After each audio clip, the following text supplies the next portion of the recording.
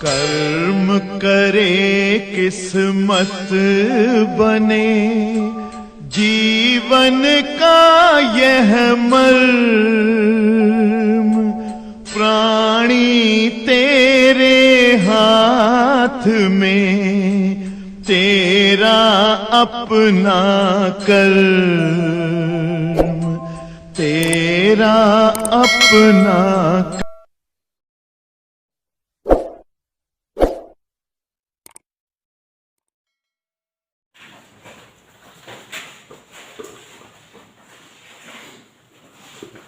हमारे बीच सारे बच्चे उपस्थित हैं, बीनू बेटा भी आई हुई है। देखिए जरा, सभी लोग समझ लीजिए, इस चैप्टर का न्यूमेरिकल लगाने के लिए प्रकाश में व्यतिकरण, आप जानते हो सेकंड पेपर में न्यूमेरिकल बहुत कम मिलते हैं, तो पहले आप लोगों को सूत्र समझा दूं प्रकाश में व्यतिकरण के, तब आप सवालें लगा लोगे। सूत्र बहुत कम है, सवाल बहुत कम है। तरंग गति में 3-4 चैप्टर जो हमारे कोर्स में है, तरंग प्रकृति, व्यतिकरण, विवर्तन, उसमें इसी चैप्टर की सवालें ज्यादा हैं। बाकी में तो देखो, इसके पहले वाले में 5-7 सवाल मिली थी और वो मुंह हो गई थी। तो ध्यान दीजिए, सबसे पहले सूत्रों का डिस्क्रिप्शन। तो सबसे पहले तीव्रता अनुपात, कभी कभी तीव्रता से जो है आयाम पूछा जाता है, या आयाम से तीव्रता। I1 अनुपाते I2 बराबर A1 स्क्वायर अनुपाते A2 स्क्वायर, याद रहेगा बेटा। जैसे कह दे दो तरंगों के आयाम 5:4 के अनुपात में है, इनकी तीव्रताओं में, बात मेरी सुनना क्या कह रहा हूं, केवल तीव्रता शब्द कहे तो A1 स्क्वायर अनुपाते लग जाएगा ना, तीव्रता दिया रहेगा आयाम आ जाएगा, आयाम दिया रहेगा तीव्रता आ जाएगा, ऐसे ही आ जाएगा। और दूसरा शब्द है, इस पर गौर से सुनिएगा, महत्तम और न्यूनतम शब्द कहेगा तभी ये लगाना। अगर कहे कि दो तरंगों की महत्तम और न्यूनतम तीव्रताओं में अनुपात बताओ, या महत्तम और न्यूनतम तीव्रता अनुपात ये है, तो ही इसको लगाना। तो देखो क्या है, आई मैक्सिमम अनुपाते आई मिनिमम बराबर A1 plus A2 whole square अनुपाते A1 difference A2 whole square. समझ आया? दोनों सूत्रों में फर्क समझो। जब जो है केवल तीव्रता अनुपात कहे आयाम का अनुपात इतना है, तीव्रता का अनुपात बताओ, तो ऊपर वाला लगेगा। लेकिन महत्तम और न्यूनतम शब्द आ जाएगा तो नीचे वाला लगेगा। ठीक है, बात समझ में आ रही है? महत्तम और न्यूनतम शब्द लगने पर ही नीचे वाला पता करना रहेगा, या ये तभी सूत्र लगेगा। इधर क्लियर? और इस पर सवाल एक पक्का 2 नंबर की हर साल आती है। उसके बाद बेटा 2 सूत्र जानिए। केंद्रीय फ्रिंज से कंफ्यूजन होता है बच्चों को, या नवीं दीप्त फ्रिंज की दूरी। कौन सी फ्रिंज की दूरी बेटा? यक्षयन। केंद्रीय फ्रिंज से यानवे दीप्त फ्रिंज की दूरी यक्षयन अगर कभी पूछे तो कैसे लगाएंगे? ध्यान से देखना, फार्मूला हम लिख रहे हैं। n इंटू डी लैम्डा बटे डी, ये फार्मूला यूज होगा। ठीक है, केंद्रीय फ्रिंज से यानवी दीप्त फ्रिंज की दूरी n D lambda by D, और ऐसे ही केंद्रीय फ्रिंज से यानवी अदीप्त फ्रिंज का है। शब्द ध्यान सुनना, इस पर सवालें हैं, लास्ट वाले सवाल इसी पे है। अदीप्त फ्रिंज की दूरी घुमाए फिरा के भी देगा, यक्षयन बराबर n minus 1/2 D lambda by D.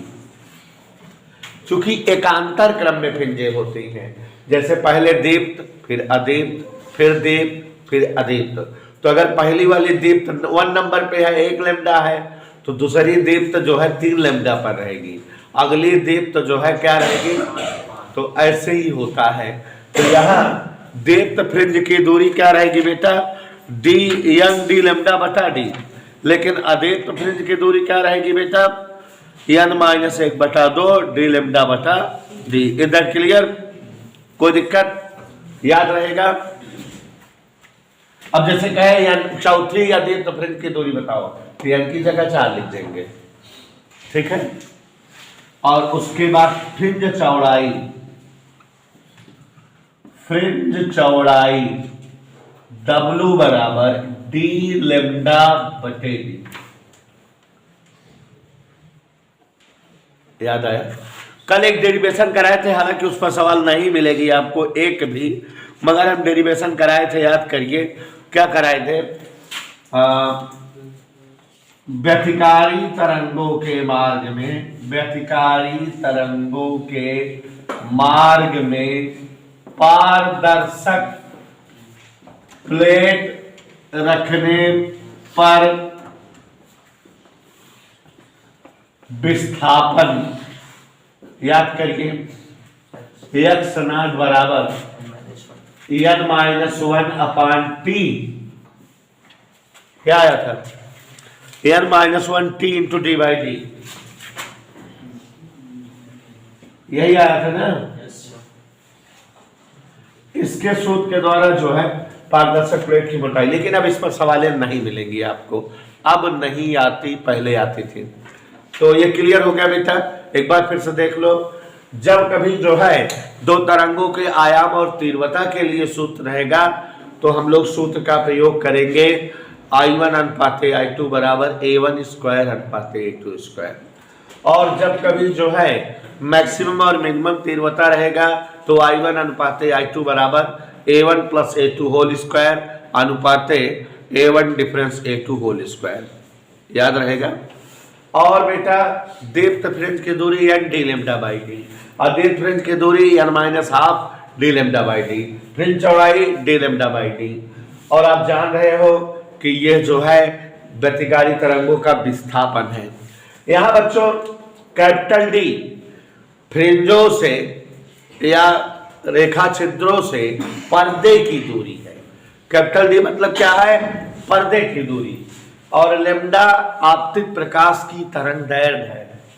Small D क्या है, दोनों स्लिटों के बीच की दूरी, ठीक है। तो जानते रहिएगा कि कैपिटल डी माने पर्दे की दूरी, स्मॉल डी माने स्लिटों के बीच की दूरी, ठीक है। तो अब हम लोग जैसे 5 सवाल अभी हमने पढ़ा है, 5 सवाल पर जो है पहले चर्चा हो, तो उसके बाद फिर आगे बोली जाए सवाल। तो पहला सवाल हमने बोला है, दो तरंगों की तीव्रताओं में अनुपात 25:16 है, इनके आयामों में अनुपात बताओ। यही हमने बात किया है ना, कि दो तरंगों के तीव्रताओं में अनुपात 25:16 क्या बोले हैं, दो तरंगों की तीव्रताओं में अनुपात 25:16 है, इनके आयामों में अनुपात बताओ, और महत्तम एवं न्यूनतम तीव्रताओं में भी अनुपात बताओ। दो पूछा है। तो देखो जरा पहला सवाल, I1/I2 कितना दिया बेटा, 25:16। कह रहा है आयाम अनुपात बताओ, A1/A2 पूछ रहा है, और I मैक्सिमम अनुपाते I मिनिमम भी पूछ रहा है। यही प्रश्न है, 2 नंबर का पक्का सवाल है, हर साल आती है 2 नंबर का, 2 नंबर के दृष्टिकोण से ये इंपॉर्टेंट है। गौर से देखिए तो समझ में आ जाएगा, 2 नंबर का महत्वपूर्ण क्वेश्चन।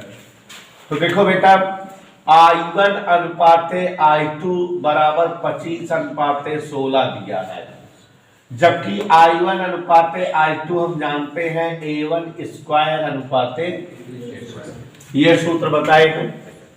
और वहीं से जो है अरसलान जी 25 को 5 का स्क्वायर, 16 को 4 का स्क्वायर पढ़ रहे हैं। दोनों तरफ वर्गमूल ले लो, तो वर्गमूल ले लोगे तो A1/A2 बराबर क्या आ जाएगा, एक आंसर आ गया कि नहीं, बोलो हाँ।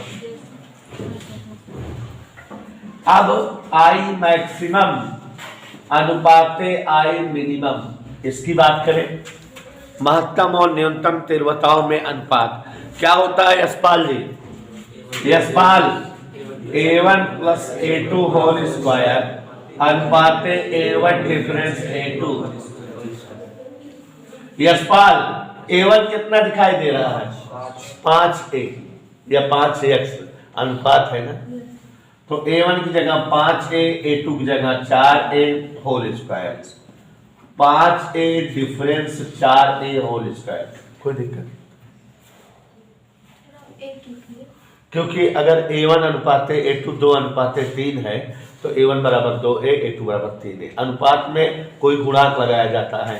जैसे बचपन में सवाल लगाती थी कक्षा 6 में कि माता और पिता के उम्र में 3 अनुपात 2 का अनुपात है, तो इसका मतलब ये नहीं था कि माता की उम्र 3 है और पिता की उम्र 2।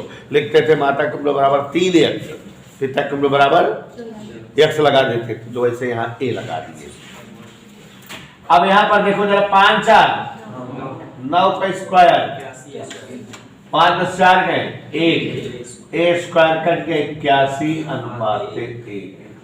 ये आंसर आ गया। कोई दिक्कत? और ये सवाल जो है बोर्ड में आई हुई है, जो आज सवाल लगवा रहे हैं सब बोर्ड में आई हुई है, और 2 नंबर का आपका जो है कहानी क्लियर हो गया। अगला क्या बोले हैं बेटा?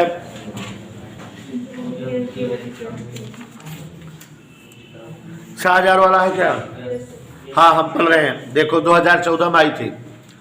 यंग के व्यतिकरण प्रयोग में 6000 एंगस्ट्रॉम तरंग दैर्घ्य के प्रकाश के लिए कितना एंगस्ट्रॉम तरंग दैर्घ्य प्रकाश?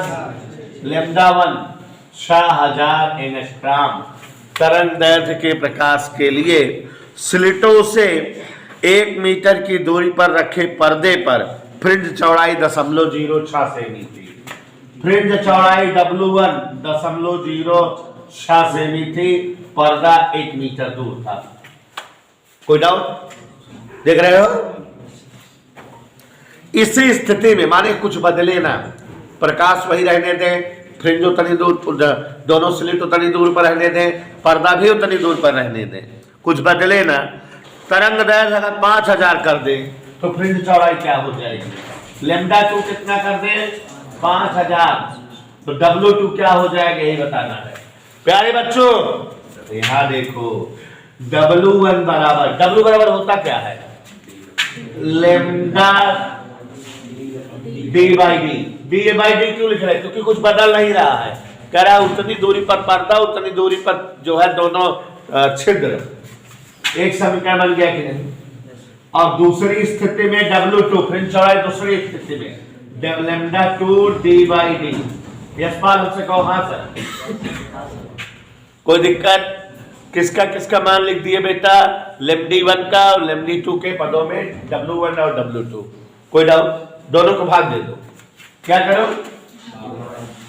समीकरण 1/2 W1 बटा W2 बराबर λ1 अपान λ2। डिवाइड कर जाएगा ना। W1 कितना है?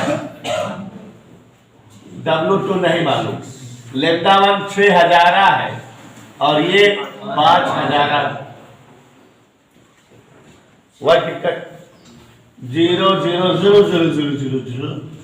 W2 बराबर 0.06 गुणे 5 बटा 6। देखा 6 6 कट गया, 1 रहे 5 के गुणा होता, मतलब फ्रिंज चौड़ाई 0.05 सेमी हो जाए अगर प्रकाश 6000 के बजाय 5000 एंगस्ट्रॉम वाला प्रयोग किया जाए। अगला सवाल क्या है? अपूर्णांक वाला है क्या? अपूर्णांक वाला है? हाँ ध्यान सुनिएगा, बहुत मजेदार है। कुलदीप के मौर्य यंग के प्रयोग में, किस प्रयोग में? 4000 एंगस्ट्रॉम तरंग दैर्घ्य का प्रकाश प्रयुक्त करने पर कितना एंगस्ट्रॉम का प्रकाश प्रयुक्त कर रहे हैं? 4000 एंगस्ट्रॉम। ध्यान से सुनो, उसी बहन है सवाल, उसी बहन है। 4000 एंगस्ट्रॉम तरंग दैर्घ्य का प्रकाश प्रयुक्त करने पर 2 मीटर की दूरी पर, 2 मीटर की दूरी पर, 2 मीटर की दूरी मतलब बेटा पर्दे की दूरी है कैपिटल डी, लिख नहीं रहे हैं। दीप्त फ्रिंज की चौड़ाई 0.6 मिलीमीटर प्राप्त होती है। फ्रिंज की चौड़ाई W1 0.6 मिलीमीटर। कर ध्यान से सुनो, कह रहा है कि 4000 एंगस्ट्रॉम तरंगदैर्घ्य का प्रकाश 2 मीटर की दूरी पर पर्दे पर जब पड़ती है तो फ्रिंज चौड़ाई कितना प्राप्त होती है? 0.6 मिलीमीटर। यदि पूरा उपकरण मतलब पूरा उपकरणवा पानी में डुबा दिया जाए, तो पानी में डुबा दिया जाएगा अगर पूरा उपकरण, तो देखो दिमाग कैसे लगाया है। जो दोनों फ्रिंजे थी जितनी दूरी पर स्लिट थी, पानी में डुबोने पर तो दूरी तो बदलेगी नहीं, जितनी दूरी पर पर्दा था वो भी नहीं बदलेगा, माने ना स्मॉल डी बदलेगा ना कैपिटल डी बदलेगी। क्या? तरंगदैर्घ्य प्रकाश की, क्योंकि जब माध्यम बदल जाता है तो प्रकाश की तरंगदैर्घ्य बदल जाती है। तो लैम्डा टू हो जाएगी 4000/n। आपको पता है पीछे वाले लेसन में पढ़ाए थे, जब जो है प्रकाश किसी माध्यम में जाता है तो चाल b बराबर c/n और तरंगदैर्घ्य लैम्डा बराबर λd/n, ऐसे तो हो जाता है, याद रहेगा 4000/n। फ्रिंज चौड़ाई बताओ, सवाल समझ में आ गई? फ्रिंज चौड़ाई W2, यही सवाल हो गई कि नहीं? चूंकि W1 बराबर λ1d/d, W2 बराबर λ2d/d, यही तो ये समीकरण। और ये अमन के मौर्य दिखाएं, एक भाग ने उतारे पड़ा आज W1/W2 बराबर λ1 क्या था? λ1 की जगह 4000, λ2 की जगह 4000/n, यानी ऊपर चला जाए W1/W2 बराबर n, 4 कट गए, क्या दिक्कत है? हमका चाहिए का W2, तो n हिया आ जाए W1/n, कोई दिक्कत? W1 कितना है? 0.6 मिलीमीटर, या अपूर्णांक दिया है 1.5, 0.8 के 15 चौको 60, 0.4 मिलीमीटर। मतलब अब फ्रिंज चौड़ाई कितना है? 0.4 मिलीमीटर। अगर जौन है का कह दी जाए, पूरे उपकरण का पानी में डुबो दी जाए 1.5 अपूर्णांक वाले, ठीक है, द्रव में। समझ में आया? सवाल बहुत इंपॉर्टेंट है, ध्यान समझना। प्रश्न नंबर 4 पढ़ रहे हैं, ध्यान से सुनिएगा। यंग के प्रयोग में पीला प्रकाश तरंगदैर्घ्य 6000 एंगस्ट्रॉम प्रयुक्त करने पर 60 फ्रिंज प्राप्त होती हैं, ठीक है। यदि नीला प्रकाश 4500 एंगस्ट्रॉम प्रयुक्त करें तो कितना फ्रिंज प्राप्त होंगी? यही कह रहा है, कितनी फ्रिंजे प्राप्त होंगी। तो अब यहां पर समझो जरा, फ्रिंज की चौड़ाई पर क्वेश्चन है, फ्रिंज की संख्या कम ज्यादा हो जाएंगी लेकिन फ्रिंज चौड़ाई क्या रहेगी इससे। तो यहां W1 बराबर W2, फ्रिंज चौड़ाई का सूत्र होता है d λ/d, एक फ्रिंज के लिए। यहां क्या फ्रिंज है? ठीक, ऐसे ही यहां पर N2 फ्रिंज रहेंगी और d λ2/d। क्या क्या कटा? हमको क्या चाहिए? N1 λd1/, पहले क्या फ्रिंज है? तरंगदैर्घ्य कितना था? 6000, बाद में कितना था?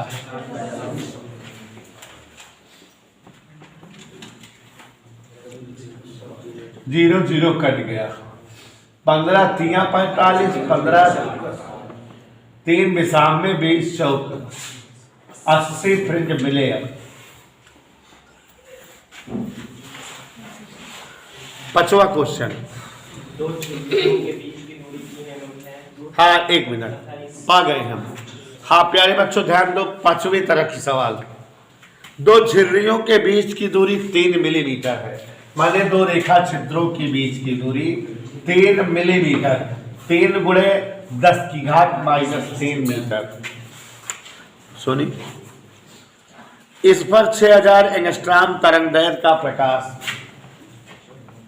सोनी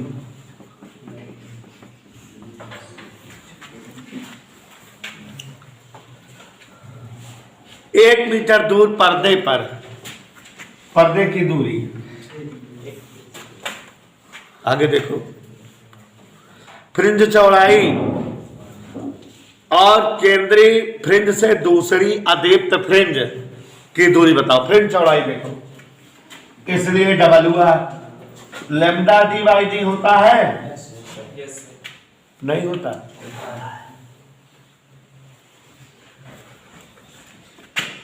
$6000 गुणे 10⁻⁻10 capital D A small D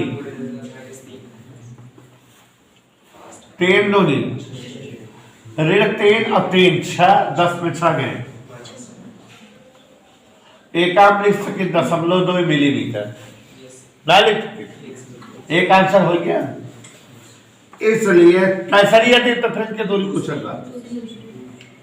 दूसरी अदीप्त